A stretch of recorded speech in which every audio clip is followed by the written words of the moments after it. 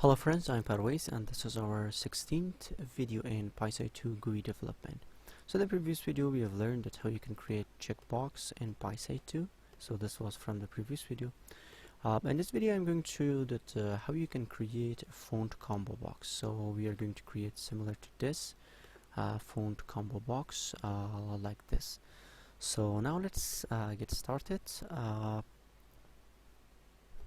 Okay. So the first thing, I have created a new Python file and I'm going to copy my window code and paste it in here. I just need to bring some change to my title. So let me write Pyside2 font combo box. And let me change this to 300 and 250. Okay, so if you're in this we will have just a simple window. Okay, so now we need some imports in here from Pyside2. We need a Q dialog, we need a QFontComboBox layout, also we need a QFontComboBox like this. Okay, so now in here we need to create a method for our combo box. So let me call it div set font box.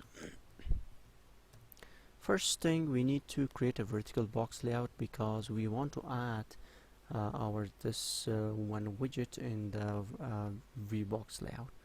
So QFontComboBox layout. After this we need to create the object of font combo box. So font combo box QFontComboBox. After creation, so we have created our font combo box. Now we need to set the font filters. There are different filters in font combo box. So FontComboBox dot set font filters and QFontComboBox dot we are going to use mono space fonts. So now we have created a vertical box layout, but now we need to add this font combo box to our vertical layout.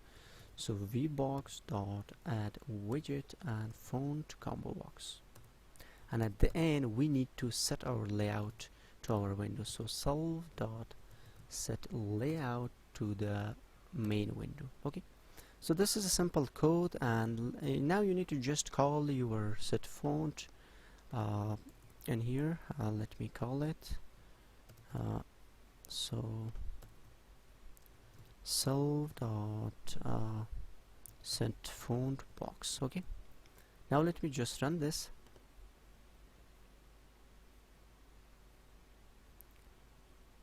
I have a problem, has no attribute, mono space. I have a problem in here, spelling problem. I think it is spaced fonts. Let me run it again. Okay, so now you can see this is different font like this. So thank you guys. I will add a source code to the video description. If you have any question, please let me know, and for the further videos please subscribe to my channel, like the video, and also share the video.